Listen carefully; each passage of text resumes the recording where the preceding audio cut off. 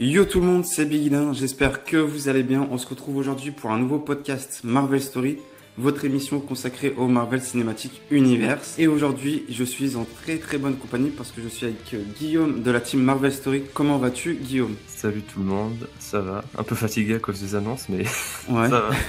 C'est grave. Et je suis également accompagné d'un invité que vous connaissez sûrement, Reg de la chaîne Reg Legoria. Comment vas-tu, Reg? Salut, ça va très très bien, merci pour l'invitation, très cool. Ouais. Merci à toi d'avoir répondu positivement à notre demande, hein, c'est cool. Pas de soucis. Pour les personnes qui ne te connaissent peut-être pas, même si j'en doute, est-ce que tu peux rapidement te présenter? Ouais, alors j'ai une chaîne qui s'appelle Reg et les Gorillas, ou Reg, c'est plus simple, où je fais des critiques de films et de séries toutes les semaines, 2-3 critiques par semaine sur YouTube, quoi. Que ce soit du Marvel ou autre chose, évidemment. Ouais. Et du coup, on peut te retrouver sur ta chaîne. Ouais, bien sûr, sur les ma réseaux chaîne. sociaux, non? Bien sûr, sur ma chaîne Reg et les Gorillas. En général, vous tapez critique à chaud sur YouTube, c'est plus simple pour trouver que le pseudo. Et puis pareil, après vous trouverez mon Insta, mon Twitter, tout ça sans problème, quoi. En tout cas, n'hésitez pas à aller vous abonner à sa chaîne. Il fait du très bon contenu de qualité. En plus, il aime Marvel, donc allez vous abonner. Et du coup, deux petites questions avant qu'on commence. Le premier film Marvel Studio que tu as vu, c'est lequel? C'est Iron Man, du coup. Iron Man 1, ouais. Au cinéma, ouais, 2008. Et après, j'avais 11 ans, je crois. J'avais bien aimé, mais j'avais pas trop accroché à la phase 1, personnellement. Enfin, j'aimais bien ces films. Mais pour moi, je me suis rendu compte que c'était vraiment, il y avait du potentiel après Avengers. C'est même pas Avengers, c'est vraiment la phase 2 avec Soldats d'hiver où je me suis dit, ok, là on est à un niveau où c'est mon délire, que j'aime bien. Et deuxième petite question, ton film favori du MCU? J'ai quand même un gros faible pour Thor Ragnarok.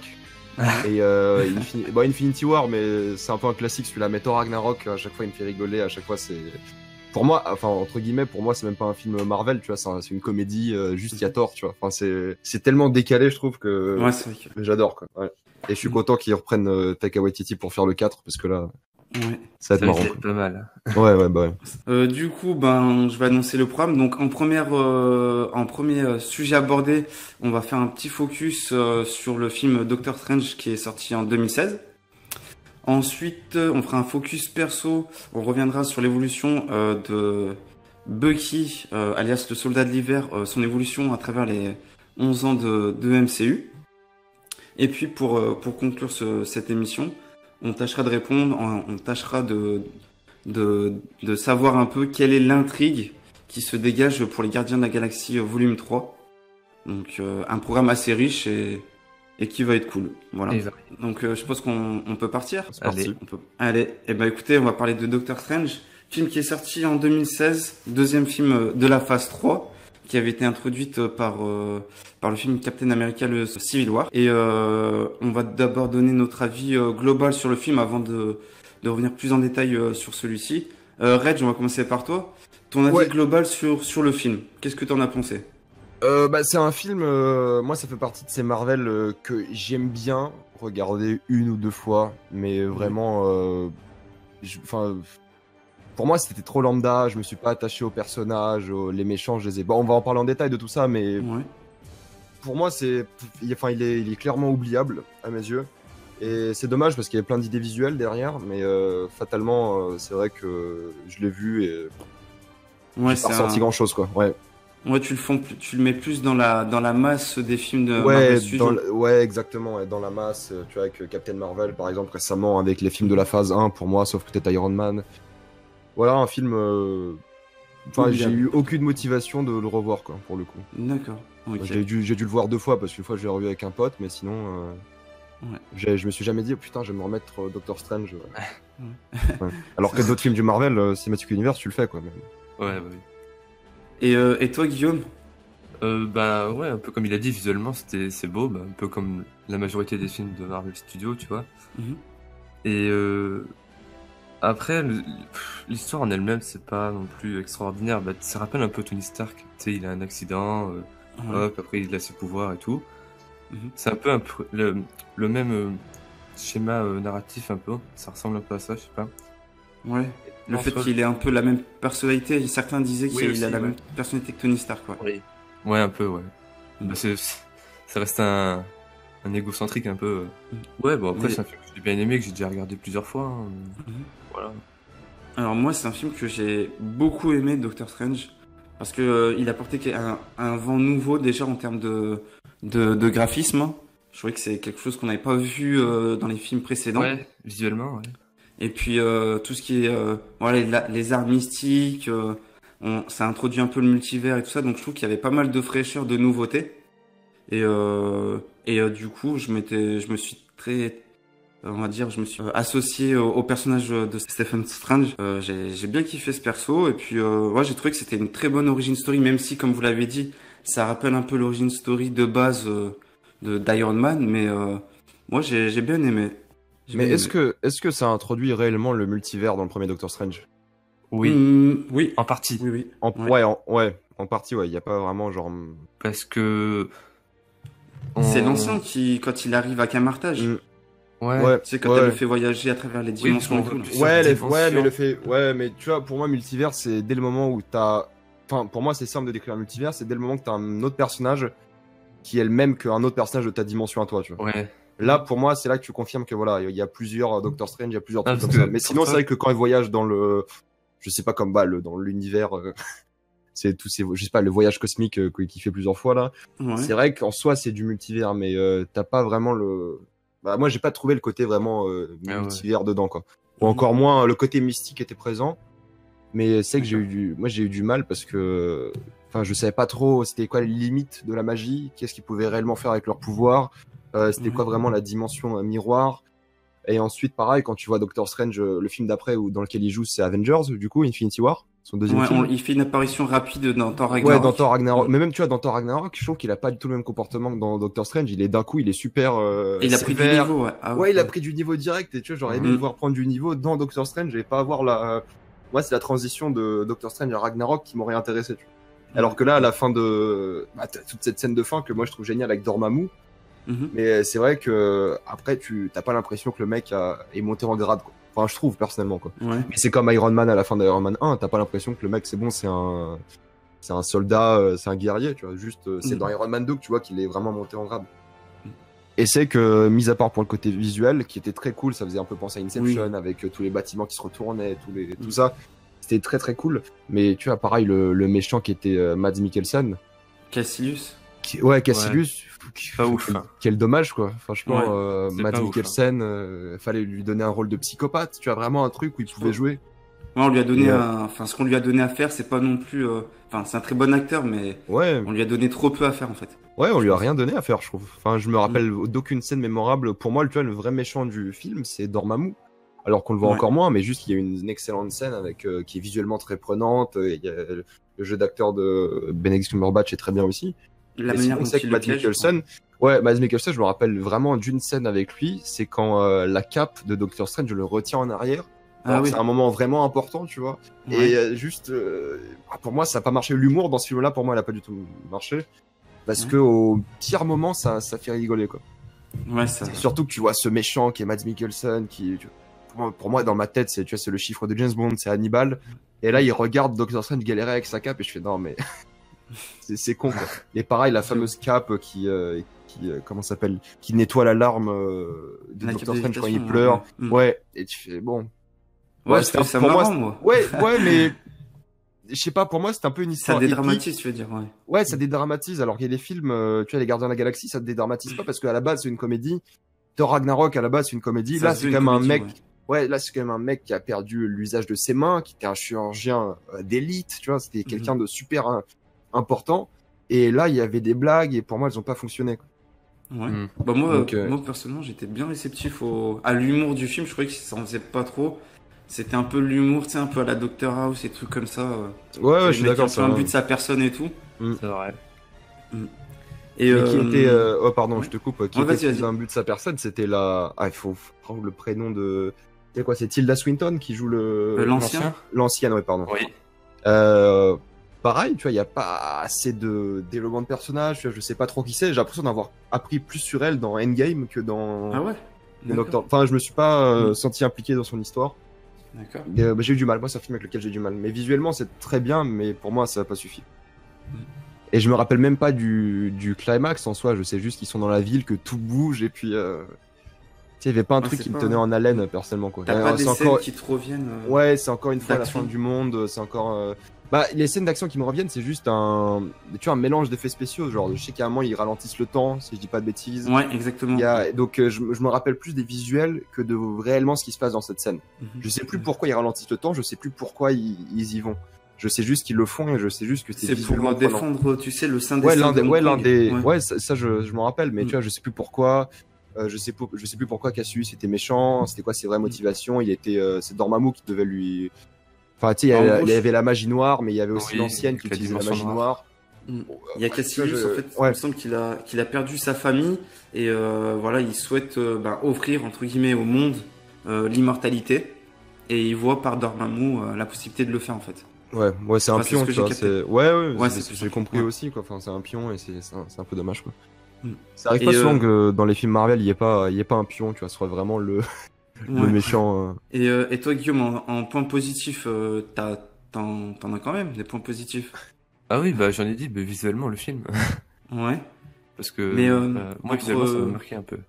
Les interactions entre personnages avec Christine Palmer, avec Wong, je trouvais ça plutôt intéressant, pas vous? Bah non, Christine, moi ça m'a pas... Bah je viens de me rappeler de son existence en disant son prénom là. On tombe pas dans la love interest facile, tu vois. Franchement, le relation. En plus, même pas amant, tu vois. C'est Rachel McAdams qui joue le rôle. Ouais, c'est bien ça. Ouais. Tu vois, je viens de la zapper jusqu'à maintenant. J'ai complètement oublié. Non, il y a cette scène, je me rappelle de la scène dans l'hôpital qui était sympa, où elle essaie de le ressusciter, je crois, c'est bien ça. Et lui en forme astrale. Ouais, c'est ça. Il affronte un des sbires de Cassius. C'est pas mal cette scène. Tu vois, ça c'est marrant, mais tu vois, tout ce que j'aime à propos de Doctor Strange, c'est ce qu'ils ont fait visuellement par rapport aux scènes. C'est vraiment le jeu des scènes avec le monde astral, tout ça, mais tu vois, la relation avec sa copine. Ouais. Complètement oubliable. Mais c'est comme, c'est con, mais c'est comme Thor et Nathalie Portman. Moi, j'y ai jamais cru non plus. C'est le genre de. Et encore, je trouve que dans Thor, Nathalie Portman, on le ressent un peu plus. Mais avec Wong, c'était mieux. Mais j'ai senti leur affinité dans Infinity War plus que dans Doctor Strange. Wong, ça marche bien quand même entre Wong et. Ouais, ça marche bien. Et Strange, hein. Ça marche bien. Et vous en avez. Ouais, vas-y, Guillaume. Non, vas-y. Moi, j'allais dire, au niveau de l'apprentissage, à Camartage, moi j'ai trouvé ça plutôt sympa, le fait qu'on découvre il n'y arrive pas tout de suite, il doit mettre son ego de côté pour justement arriver à devenir le sorcier qu'on connaît aujourd'hui. Toute la partie pratique, théorie, où il apprend un peu tout ça, j'ai trouvé bien sympathique, moi. Ouais, je suis assez d'accord sur ça. Le problème que j'ai avec la magie en général dans les films, c'est que si t'as pas instauré de limite, je sais pas trop ce qu'il peut faire, je sais pas jusqu'où il peut aller. Ouais. Donc je sais qu'il peut faire des portails, je sais qu'il peut faire des plateformes sur lesquelles Spider-Man peut sauter. Tu vois, ouais, tu vois, il y a des trucs comme ça, mais je sais pas trop. Il peut faire un lasso, il fait un peu tout ce qu'il veut. Pour moi, c'est presque Green Lantern dans sa tête, tu vois. Donc c'est un peu bizarre. Donc là, c'est bien parce que dans la séquence d'entraînement, tu le voyais faire des trucs basiques. Et c'était cool. Il galère à les faire, ouais. Et il galère à les faire, ouais. Tu vois qu'il l'apprend, il est vraiment en isolement total par rapport au monde. Et, c'est comme si toi, tu vas, je sais pas, demain au Népal et tu fais tes trucs, tu vois. Sans téléphone, sans rien. Du coup, ça j'ai bien aimé. C'était très cool. Mais encore une fois, quand t'arrives, tu as la dimension miroir, tu sais pas pourquoi il l'utilise pas plus souvent, tu sais pas comment vraiment elle fonctionne réellement. Ouais. Tu sais pas, je sais qu'il utilise la dimension miroir une fois contre Thanos, ou du moins il y a un miroir qui se casse contre Thanos. Ouais, Thanos, je utilise la pierre du pouvoir pour la... C'est ça, ouais. Donc, tu vois, et quand il se dédouble plein de fois dans Infinity War, je me dis, mais attends, mais d'où ça sort tout ça? Qu'est-ce qu'il il a pris du niveau, en fait. Ouais, mais qu'est-ce qu'il peut faire réellement? Et ça, le problème, c'est que t'arrives à un stade, c'était comme Vision. Vision était tellement puissant qu'ils l'ont complètement nerf dans les films d'après. Dans Civil War, clairement. Ouais, c'est ça. Après, dans Civil War, il y a l'excuse qu'il doit pas vraiment taper ses potes. Donc, ça se comprend. Mais dans Infinity War, il y a aussi l'excuse qu'il est un peu faible. Ouais, il se fait blesser rapidement. Ils ont monté son niveau pour essayer de rééquilibrer un peu le jeu, tu vois. Ouais, mais Doctor Strange, je pense que ça doit être l'Avengers le plus puissant de tous. Ouais, avec Scarlet Witch, Ouais, mais tu vois, Scarlet Witch, pareil, c'est le problème de la magie, c'est qu'on sait pas trop ce qu'elle peut faire. Ouais, pour moi, Scarlet Witch, elle peut juste faire mal, c'est tout. Elle est pas son maximum, elle aussi, encore. Hein. Mais dans la série, elle sera la vraie sorcière rouge. Ouais, j'imagine, mais tu vois, pour moi, elle peut juste faire mal. Alors que Doctor Strange, il peut faire des portails, il peut faire des dégâts, tu vois, il peut vraiment... normalement, Scarlet Witch, elle peut modifier un peu la réalité. Bah, de toute façon, elle sera On dans l'a le pas film encore avec vu. Doctor Strange en plus, 2, dans là. les comics. Ouais. Ouais, le 7 mai 2021, c'est ça, Ouais. Guillaume? Ouais. Bah, s'ils jouent sur le côté multivers avec Scarlet Witch et tout, ça va être cool, ouais, bien sûr. Je pense que les deux, ils vont bien aller ensemble. Ouais, Ouais, un clairement. bon Mais duo. tu vois, faut des limites un peu, faut me dire, voilà, ce qu'il peut faire, ce qu'il peut pas faire, parce que je suis un peu perdu. Mais c'est pour ça que la séquence d'entraînement était cool. C'était cool, ouais. C'est qu'on te disait bien, voilà, il est au début, il peut pas faire grand chose. Mm. Et ça, c'est vraiment bien. Et Puis t'arrives puis, à la fin, il a pire du temps, et je trouve ça que c'est très réussi, ouais. bah, Pire du temps, justement, c'est la pire- facile parce que tu comprends, tu vois, c'est vraiment. Tu dis voilà, ça remonte dans le temps, ça s'arrête là. Ou ça va dans le futur, je suppose, mais au moins t'as une vraie limite au truc. Et du coup, quand t'arrives à la scène avec Dormammu, je pense que tu voulais en parler, hein. Excuse-moi, je t'ai Ouais, encore coupé. exactement. Ouais. Bah, justement, j'allais dire que le film Ouais. introduit une pierre d'infinité, et donc la pierre du temps. Mm. Moi, je l'ai trouvé, son utilisation, ben, plutôt réussie, hein. Ouais, Tu clairement. vois, c'est pas quand on nous introduit la pierre de réalité dans Thor 2, par exemple, tu vois, c'était un peu Je n'importe comprenais quoi. rien. Ouais. Ouais. Alors que là, bah, c'est très bonne utilisation, hein. Ouais, je suis d'accord, ouais. La manière dont il l'utilise, tu sais, pour la pomme. Mm. Je sais pas si vous vous souvenez de Ouais, cette je me scène. rappelle, ouais. C'était Ouais. plutôt sympa et tout.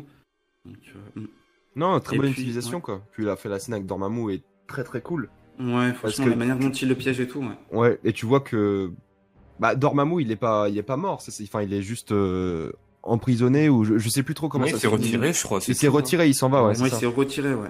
Ouais. Et bah, c'était marrant de voir une entité vraiment astrale, surpuissante, se faire battre par un chirurgien qui peut plus opérer avec Se une faire pierre avoir du temps. bêtement en plus. Hein. Ouais, mais tu comprends vraiment la force de la pierre du temps.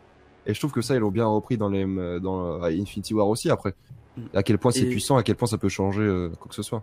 Et sinon, sur le personnage de Mordo, dont on n'a pas encore parlé, Ouais, moi, je l'ai j'allais trouvé faire un plutôt peu. intéressant. Je pense que dans la suite, là, ça va être pas mal à exploiter le fait qu'il se range au début, il est du côté de l'ancien.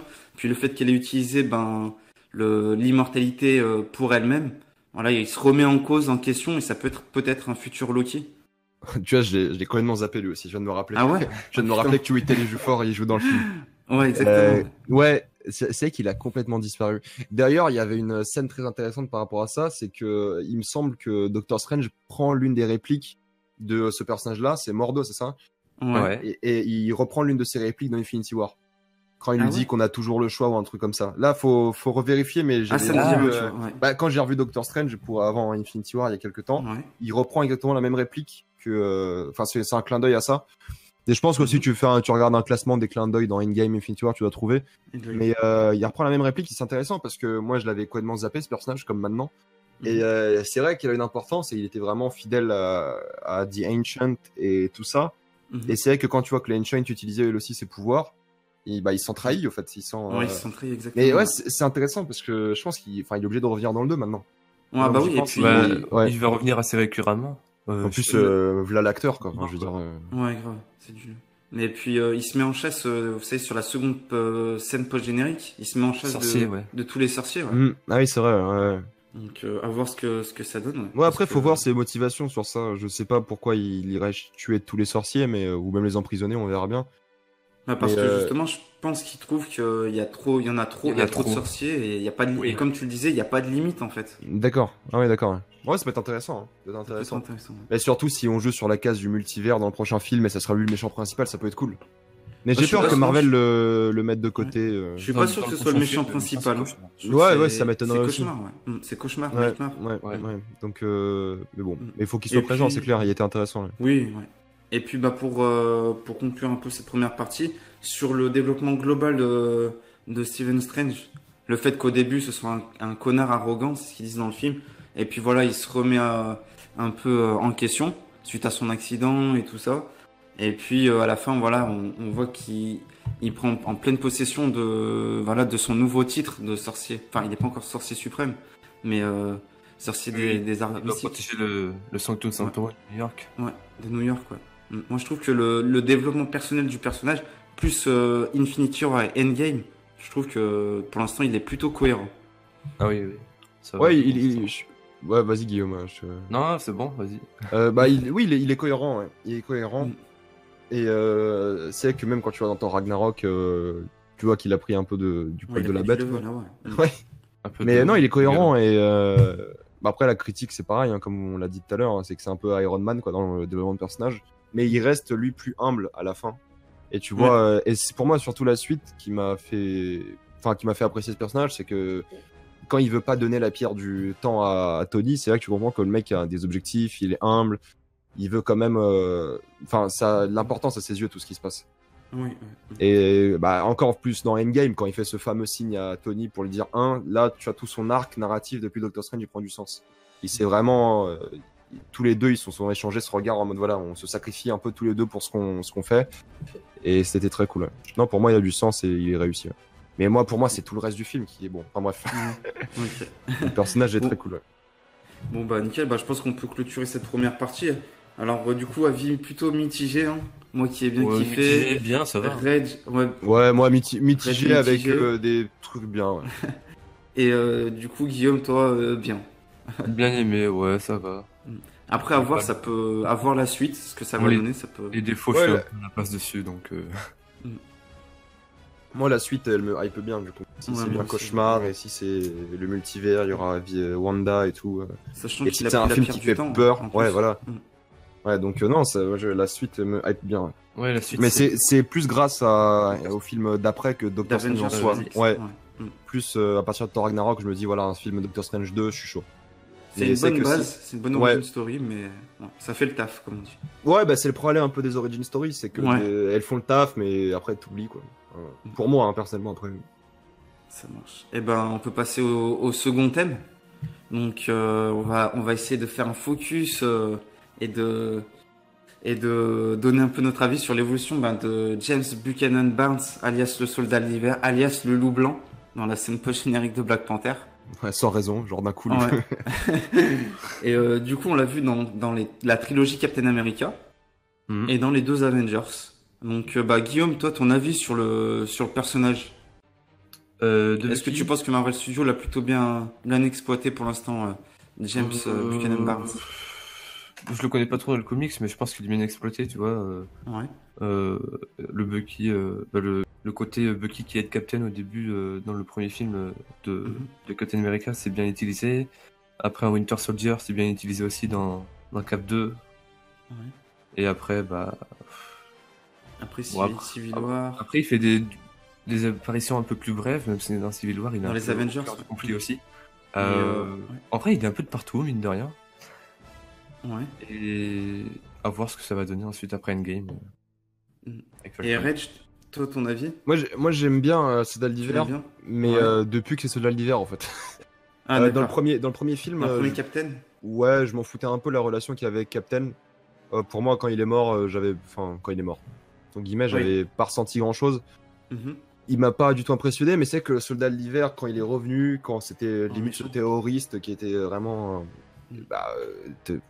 par Hydra, enfin qui était quand même manipulé, qui savait plus qui il était, c'était très très réussi, je trouve.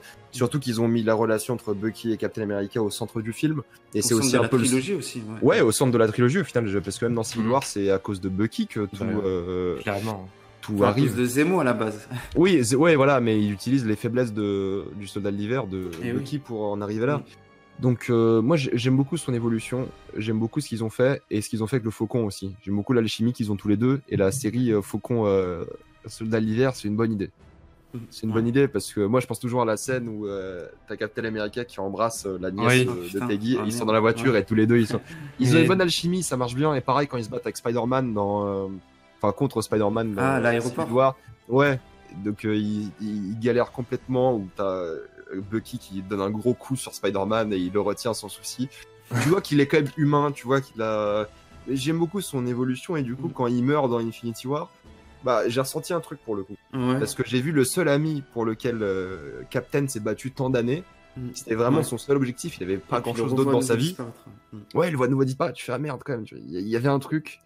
Et non, j'aime beaucoup ce qu'ils ont fait avec ce personnage, mais surtout parce qu'ils ont... Je pense que c'est aussi les frères Russo, parce que le fait d'avoir ces scènes d'action vraiment limite en arts martiaux, ça le rend plus menaçant, ça le rend vraiment terrifiant, et c'était très cool quoi. Donc non, moi je suis très content de cette évolution, de ce qu'ils ont réussi à faire avec le personnage, et de voir qu'ils vont l'utiliser encore dans le MCU. J'espère qu'il sera dans les autres films aussi, et pas que dans la série télé. Ouais. Il y a un regret parce que... Il sera dans les. Ouais. Normalement, il devrait interagir peut-être dans d'autres films parce que ça a été dit que les séries sont hyper importantes. Il a un contrat de 9 films à la base. Il en a déjà fait 5.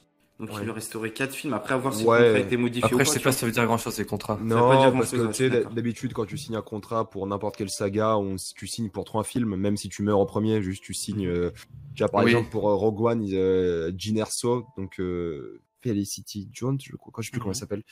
Elle avait signé pour 3 films alors qu'elle. Ah ouais, d'accord. Spoiler pour Rogue One, voilà quoi. Ouais. C'est ils ont besoin de l'acteur dans le futur. Ouais, voilà, si jamais ils veulent. Voilà, exactement. Mais en général, ils signent pour 3 films, c'est le classique. Donc là, pour une saga comme Marvel qui sort 3 films par an, qui signe pour 9, c'est pas improbable. Après, beaucoup de critiques. Il y a beaucoup de personnes qui critiquent le jeu d'acteur de Sebastian Stan en disant que voilà, c'est pas un grand acteur, il fait vite fait le job. Mais... Calmez-vous, parce qu'il est roumain comme moi, donc calmez-vous. Ah oui. Non, bah ouais, il est assez. Ça, c'est pas non plus. Non, je suis d'accord là-dessus. Il est assez mono-expressif. Mais après, c'est peut-être le perso qui. Je trouve qu'il a pas besoin d'être expressif. Bah ouais, clairement. Le mec a été brainwash à fond durant des années. Franchement, moi, je m'en fous. Je m'en fous de son. Non, mais vraiment, je m'en fous de son jeu d'acteur qui sont mono-expressifs. Enfin. C'est pas comme si il allait avoir des scènes vraiment émouvantes. Tu vois. Un jour, quand il en a une, ok. Mais là, il a pas eu le droit d'avoir une scène émouvante où il devait pleurer, où il devait être en colère. Juste, il fronce les sourcils et ça passe. Enfin, moi, ça me va, quoi. Il a pas eu son moment de gloire niveau acting, mais personne l'a réellement dans le MCU. On va pas se mentir non plus. Il y a peut-être Robert Downey Jr. qui l'a eu avec Endgame, mais sinon. Non, c'est pas problématique. De toute façon, le jeu d'acteur des Marvel, il est toujours correct, au moins correct. Ouais, correct. C'est pas dégueulasse. Ouais, voilà, ils font jamais de mauvais films à proprement parler. Ils font jamais de. Non, enfin, ils ont toujours des bons acteurs. Ils ont un casting incroyable. Non, bah lui, en plus, c'est un petit acteur qui avait fait quoi, Gossip Girl avant, je crois, un truc comme ça. Non, c'est cool. Ouais, c'est cool qu'il se donne à fond sur ses cascades, en tout cas. Ouais, des acteurs, ils sont plus dans le visage, et lui, je pense qu'il est plus dans le physique. Donc, non, c'est une critique que je comprends, mais moi, ça me dérange pas personnellement. Et le film dans lequel vous l'avez le plus apprécié? Winter Soldier. Winter Soldier. Ouais. Ouais, Civil War, j'ai beaucoup aimé, moi. Civil War, ouais. Ouais, moi, j'ai la beaucoup scène Civil War dans les escaliers, là, elle était énorme. Hein. Ouais, la scène dans les escaliers. Même la fin, quand Tony se rend compte que c'est lui qui a tué ses parents. Ah putain, ouais. Et elle fait un truc, cette scène. Donc, non, Civil War, moi, personnellement. Et après, bon, dans les autres, il est pas vraiment dans les 2 Avengers d'après. Bah, dans Infinity War, il est quasiment pas là. Ouais, il est là, quoi. On le voit vite au Wakanda. Ensuite, il a sa petite scène d'action avec Rocket. Ouais. Qui est sympa. Mais sinon, ouais, mais c'est tout, quoi. Ouais. Mais la meilleure scène, c'est sa disparition, quoi, dans Infinity War. Ouais, le pauvre. Il est souvent victime dans les films. Hein. Ouais, mais après. Il est toujours victime, je crois. Il a cherché aussi. Ouais, dans le Captain 1, il tombe du train, là. Il est mort 2 fois pour Steve. Ouais, grave. Et puis, à la fin d'Endgame, du coup, on aurait pu penser, même si que Captain lui refile le bouclier. Au final, il le donne à Sam. Choix logique pour vous, le fait qu'il lui donne pas? Pour moi, c'est logique. Pour moi, j'aurais aimé qu'il le donne à Faucon, mais c'est pas dans la logique des personnages, c'est pas logique. Tu vois, ah oui, parce qu'il le connaît depuis tout petit. C'est une relation vraiment de frère, quoi, même pas d'amis. Ouais, donc pour moi, c'est mieux qu'il le donne à Faucon, je trouve. Vraiment dans le sens où, au moins, tu sais que Faucon, il va être sérieux. Tu sais que il a quelque chose, alors que Bucky, je pense que du jour au lendemain, il peut arrêter, quoi, il peut s'en aller. Puis il a des antécédents, en plus, je pense que c'est plus ça. Et en plus, il doit être le symbole de l'Amérique, alors qu'il était avec l'armée russe il y a 20 ans, quoi. Je sais. Et avec Hydra. Avec Hydra en plus, mais il a encore, je sais pas s'il a encore le logo de l'étoile rouge sur son bras. Non, je crois qu'il Wakanda maintenant. Ouais, il a son bras exactement. Ouais. Mais tu vois, c'est ce genre de truc. Il faut que ce soit le symbole de l'Amérique. Captain America, si tu le vois dans tous les films, c'est le symbole de l'Amérique. Que ce soit le faucon, en plus dans les comics, c'est faucon, je crois. Enfin, dans certains comics, après, c'est toujours compliqué, mais. Oui, mais non, moi, je trouve que le faucon, c'est une belle image. Mais les deux, sur le côté ouais, bien sûr, mais sur le côté image de l'Amérique, logique, cohérence, je trouve que c'était mieux le faucon. Ouais. Oui. Mais Bucky, il va être avec le faucon de toute façon, donc. Et ce sera les 2 paires de fesses de l'Amérique, quoi. C'est bon. Et du coup, dans la série, vous voyez plus Bucky comme un mentor pour Sam Wilson? Non. Non. S'il a du mal à, tu vois. Non, moi je le vois en coéquipier. À endosser le rôle de Captain America. Moi, je les vois comme 2 abrutis en train de faire n'importe quoi, en fait. Vraiment, non, tu vois plus le truc en mode humour? Ouais, je vois plus en mode humour. Ah Enfin, pas humour, mais je pense que leur relation à eux sera basée sur l'humour, comme c'était dans Civil War, où ils arrêtent pas de se vanner à droite à gauche. Non, moi je le vois plus en mode humour, leur relation. D'accord. Après, bon, la série, on n'en sait rien, mais ça sera, je pense, Non. une série d'espionnage, un truc. Ouais, il y a Ouais. le retour du baron Zemo, justement. Ah bah non, je suis chaud pour ça, je suis chaud. Avec sa cagoule. Oui, ça cagoule, ouais. Ouais, Guillaume, tu viens de le relever. Donc non, mais je le vois plus en mode humour, ouais, pour le coup. Et ouais, à niveau égal, il y a moyen. Mais je pense que le truc, c'est que Bucky sera plus influencé par son passé, par le côté sentimental, limite. Et de l'autre côté, on aura un Sam qui sera plus focus, je pense. Et ça va être un peu la dynamique, je pense que ce sera sur ça, quoi. L'émotion versus logique et cohérence, quoi. Ouais, Sam, il va chercher à essayer de prendre la relève. Ouais, il va essayer, je pense que ça va le tourmenter aussi. Ouais. Mais Bucky, on va voir s'il s'y retrouve, quoi. Et du coup, elle est prévue pour quand, Guillaume, tu sais un peu, pour la série? Alors, Genre, attends, si je dis 2020, pas de mais- conneries, c'est automne Automne 2020. Automne 2020, 2020. Mm. D'accord. Ouais, c'est ça. Bon, bah, il n'y a plus qu'à patienter. Après, je pense qu'on aura un peu plus d'infos, du teaser, donc c'est ouais, cool. ça va venir, on n'est pas pressé, ça. Elle va sortir. Il y a de quoi faire. Et C'est puis, clair. bah, du coup, on peut aborder le troisième thème. Donc, on sait officiellement qu'il y aura un Gardien de la Galaxie volume 3. Et du coup, normalement, la majorité du casting des Gardiens devrait revenir. Et quelle intrigue pour ce nouvel opus des Gardiens, d'après Oui. vous? Bah, moi, je pense qu'ils vont chercher Gamora, tout simplement. Ouais, Gamora. Mm. Enfin, la retrouver psychologiquement. Après, Ouais. c'est compliqué parce que, vu comment Endgame c'est fini, Ouais. tu sais pas si Thor sera dans les Gardiens 3. Tu sais pas si les Gardiens seront dans Thor. Même si les Gardiens de Thor, ça m'étonnerait. Sachant Parce qu'il y a que- Thor 4 qui sort au ciné avant Ouais. Gardien de la Galaxie 3. Donc, Ouais. est-ce que le film C'est Love se and déroulera Thunder, avant? c'est ça? Ouais, Ouais. c'est ça. Je pense pas qu'il y aura les Gardiens dans Thor. Je pense pas. Parce que je vois mal déjà Waititi gérer et les Gardiens et Thor. C'est possible, hein. Peut-être ils seront au début et Thor va devoir faire un truc genre chercher Nathalie Portman qui est devenue femelle Thor comme il l'avait annoncé récemment là. Et mais je vois mal les Gardiens dans un film Thor, mais je vois bien Thor dans un film Les Gardiens. Pour le coup. Ouais, je Parce pense que c'est qu'un plus personnage en probable. plus, ça va. Une équipe en plus, ça semble problématique. Et surtout que s'ils remettent Thor, et il y a un film Loki, je pense que Loki sera de retour. Enfin, je sais pas si ça a été confirmé ou pas ça. Dans le Non, casting, non, ça serait une série, hein. Loki. Ouais, Loki sera une série, mais est-ce que c'est une série Loki sur avant les événements de Endgame ou Non, est-ce que alors c'est après Non, quand il justement. paraît. c'est après Endgame? Ouais, c'était Donc, officiel, oui, c'est quand il direct. récupère le cube. Ouais. Ah, donc, d'accord. Dans un C'est univers plus- parallèle, quoi, au final. Ah oui, ah donc, Donc, ouais. le Loki qu'on connaît, tu vois, il est vraiment mort. Enfin, celui D'accord, donc d'Infinity War. ils prennent celui de Endgame dans l'univers. D'accord. Ouais, parallèle. Ouais. Après, si on sait pas comment ils vont peut-être faire, mais ils vont peut-être le ramener dans la timeline principale. Ouais, c'est possible qu'il se ramène dans Thor. Enfin bref, je vois facilement Thor dans les Gardiens. Et je vois bien les Gardiens récupérer le passé de Gamora, De Gamora. de Peter qui essaie de la reconquérir. Mhm. Je pense que ça va être l'intrigue principale, c'est vraiment Peter qui essaie d'être avec Gamora. Avec le Gamora. L'autre côté, on va voir ce qu'ils font avec Adam Warlock, Et oui, qui a été parce teasé en que- générique, quoi. Du qui était coup. teasé il y a 5 ans ou je sais pas combien de temps. Après, pas sûr qu'il y soit non plus. Hein. Ouais, bah, c'est ça le truc, c'est que... Moi, ce serait dommage, hein, je trouve, hein, s'il le. Bah s'il ouais, exploite je pas. pense qu'il faudrait Thor, tu vois, dans l'équipe justement, pour essayer oui, d'un ouais. peu de. Si il faut un Adam Warlock pété, ils doivent mettre Thor dans l'équipe. Un gros Après, level. ils ouais. peuvent faire un Warlock moins pété que Voilà. dans les comics. Aussi. Parce que dans les comics, il est trop surpuissant. Enfin, par rapport à l'univers Marvel, c'est vrai qu'il est giga puissant. Mm. Après, bon, ça reste les comics, c'est toujours un peu plus exagéré par rapport au film. Après, s'il y a Mais, Thor dans les gardiens, moi je veux le Thor, je veux pas celui d'Endgame, tu vois, je veux celui d'Infinity. Ouais, War. celui d'Infinity Ouais, War, de toute façon, il va être en mode régime, c'est sûr. Ouais, je pense. c'est sûr. Le petit tour dans l'espace, ça va lui faire du bien. Ah bah s'il commence le film avec Thor qui va à la salle et tout, ça... moi je serais chaud. Hein. Avec, Non, mais avec ouais. Star-Lord. Ouais, voilà, tu vois, non, il y a une alchimie à trouver là-dedans, il y a un truc à faire avec Star-Lord, ils ont un bon truc. Mais faut se concentrer sur les gardiens. Pour moi, les films Thor et Gardiens, ils doivent être séparés. Et mais Thor dans les gardiens, ça peut être très cool. Après, on Et surtout peut. que, enfin, t'as encore Rocket, t'as encore Groot, t'as encore Drax, t'as encore Drax, tout le monde. ouais. Il y a tellement de choses à faire. T'as l'univers littéralement pour tout faire.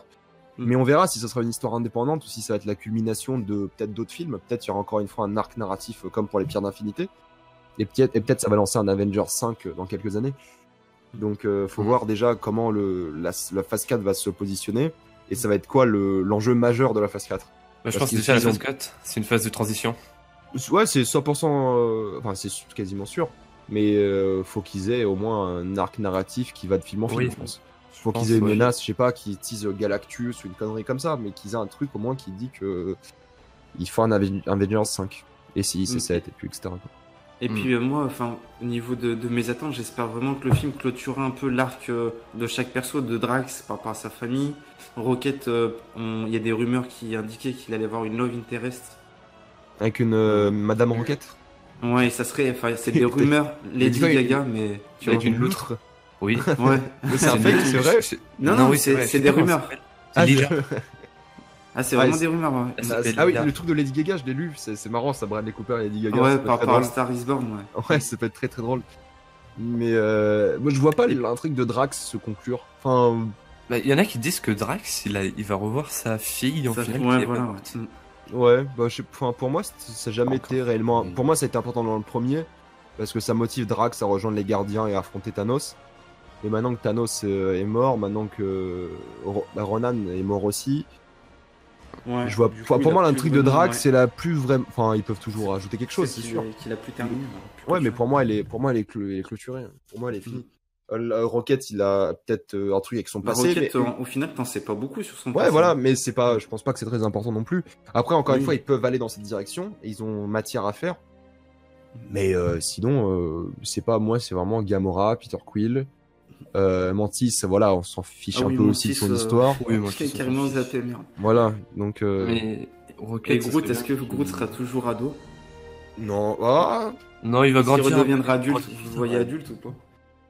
Ah, je sais pas. Je m'en fiche un peu, au fait. Pour moi, les deux, c'est encore un peu un débile d'arbre. Dans tous les cas, tu vois, c'est drôle, on s'en fiche. De toute façon, Groot, on a tout vu, hein. Un peu. Ouais, non, mais il a pas de. Enfin, on s'en fiche.